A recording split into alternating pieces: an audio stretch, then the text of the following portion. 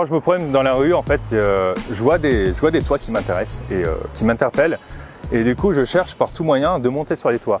Alors, quelquefois, je m'engouffre dans le bâtiment et je vais jusqu'à la trappe qui n'est pas forcément ouverte. Si elle est ouverte, bon, dans ce cas-là, l'accès est facile. Et si elle n'est pas ouverte, du coup, j'essaie de chercher d'autres accès. Ok. Alors, il nous reste combien d'étages là? Ok, à peu près 2. Voilà, s'il n'y a pas de trappes, du coup, quelquefois, je sors par la fenêtre. Ou alors, je monte par la façade, par l'extérieur.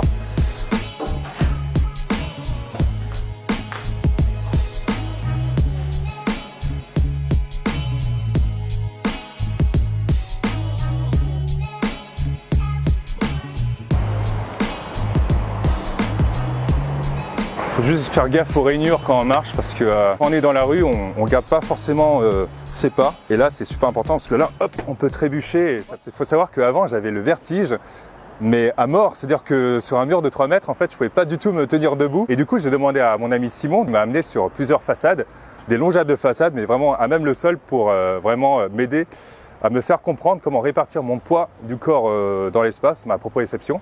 Et du coup, au fur et à mesure, voilà, j'ai commencé par 0 mètre, après 1 mètre, 2 mètres, 3 mètres, et au fur et à mesure, j'ai élevé ces hauteurs. Et mon record, c'est j'ai escaladé 38 étages par l'extérieur. Voilà.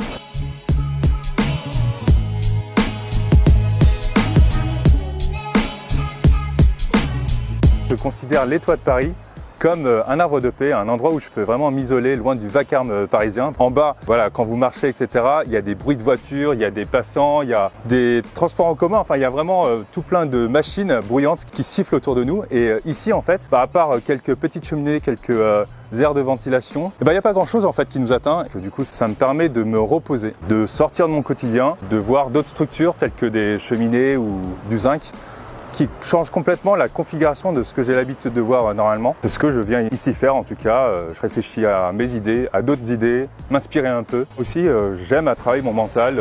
Voilà, je suis ici en fait pour faire des sauts, par exemple, pour monter des façades. Et moi, je pense qu'il y a juste un pas entre la sérénité et la panique.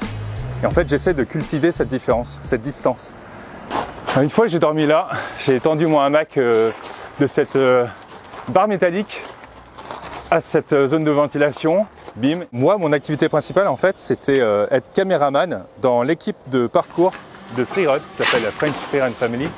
Une équipe qui est vraiment très médiatisée en France, avec qui on a fait d'ailleurs Assassin's Creed avec Devin Supertramp et Assassin des Templiers avec Norman. Et voilà, depuis juillet, j'ai décidé en fait de lancer ma chaîne YouTube, me mettre en fait au devant de la caméra pour changer. Hello les amis. Bon, le toit à cette nouvelle hauteur est super vaste, il s'étend tout derrière moi. Je pense que je peux même aller de l'autre côté là-bas.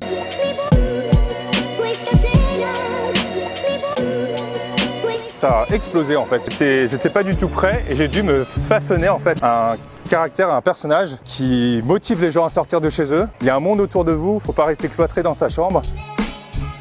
Je fais aussi de la photo, c'est-à-dire que de temps en temps j'amène des modèles sur les toits. De manière sécurisée, c'est-à-dire que je leur fais travailler quand même dans un atelier anti-vertige pour savoir comment ils réagissent face au vide. Et quand je juge qu'ils seront vraiment confiants, là je décide de les amener sur les toits. Et là tu fais ton split, ouais. Par exemple des figures de contorsion ou d'autres poses qui contrastent avec le décor, une femme avec ses courbes, avec le paysage très zingué et très angulaire. Ça j'aime beaucoup le transcrire en tout cas. Donc c'est devenu en fait mon quotidien, les toits de Paris. J'y vais vraiment un jour sur 2. J'aimerais beaucoup que les toits de Paris soient de plus en plus visités mais de manière sécurisée. Qu'un jour, dans 10 ans, 5 ans, qu'on se promène un peu sur les toits en famille, voilà, avec des toits munis de barrières, on peut se tenir vraiment voilà, en toute sécurité. Une fois qu'on a goûté au paysage, on devient addict. Je trouve que ça change la personne.